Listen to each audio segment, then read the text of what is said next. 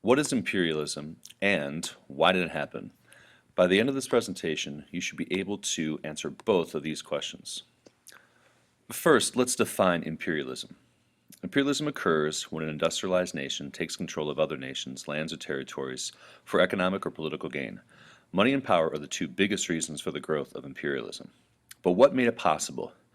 Industrialized nations had factories and machinery that could produce weapons, giving them a military advantage, allowing them to conquer and control a large population of people in a foreign land.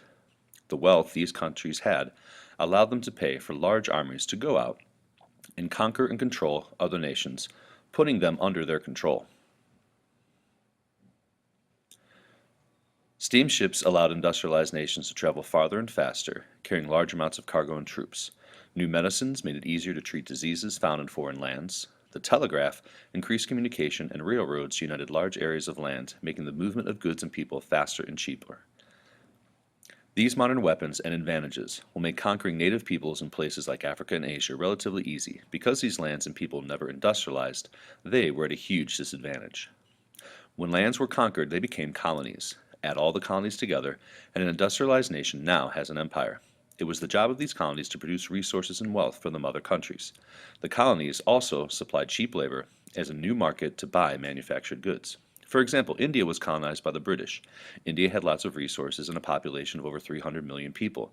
The British would take a resource like cotton, ship it from India to England where the cotton would be made into textiles.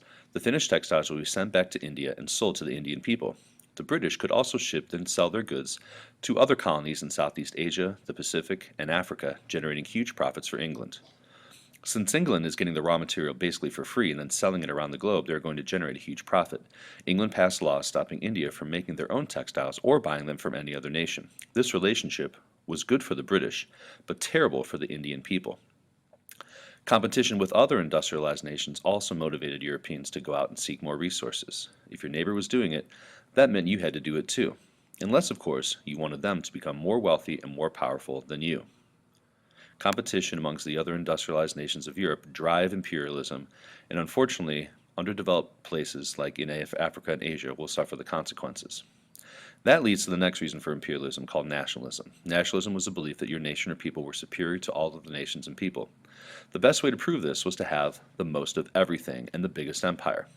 A nation's wealth and empire were status symbols. The more you had, the greater you were. Europeans also believed that they were a superior race, choosing to spread their knowledge and culture around the world and to civilize lesser developed people in other parts of the world. This belief was known as social Darwinism. Spreading Christianity was also another reason for imperialism. European Christians wanted to convert foreign people to Christianity and justified conquering these people in order to save their souls. By 1914, European nations had colonized over 90% of Africa. They forced their language and religion on the native people, took away all of their traditional governments, redrew political boundaries, promoted ethnic and tribal conflicts, used forced labor of native people, took their resources, and caused famine and disease, killing millions of native African people. The most notorious actions took place in the Belgian Congo. In 1876, King Leopold II of Belgium claimed the area of the Congo as his own personal colony. The main resource found in the Congo was rubber, a new product in high demand and therefore very valuable. Leopold forced millions of Congolese people to work day and night, gathering rubber stamps, cut off the hand of anyone who failed to meet the rubber quota. Others were whipped and beaten to death. Villages were raided, women and children were raped and killed, and millions died of malnutrition and starvation because they were not able to tend to their crops. No one knows for sure, but it's estimated between 10 and 20 million people died in the Congo during Leopold's rule, which lasted till the colony was taken by the Belgian government in 1908. Other European nations continued to control colonies in Africa, Asia, Southeast Asia, the West Indies, the South Pacific, and the Caribbean. Great Britain and France and Germany will emerge as the top three European powers, and they will continue to try expanding their power all the way until the start of World War I. So, in conclusion, the biggest motivator for imperialism was economics, followed by national pride, competition with other nations, racism, and religion. Imperialism changed the world. Our question is, what impact will this have on the native people of these colonized places? Created using Powtoon.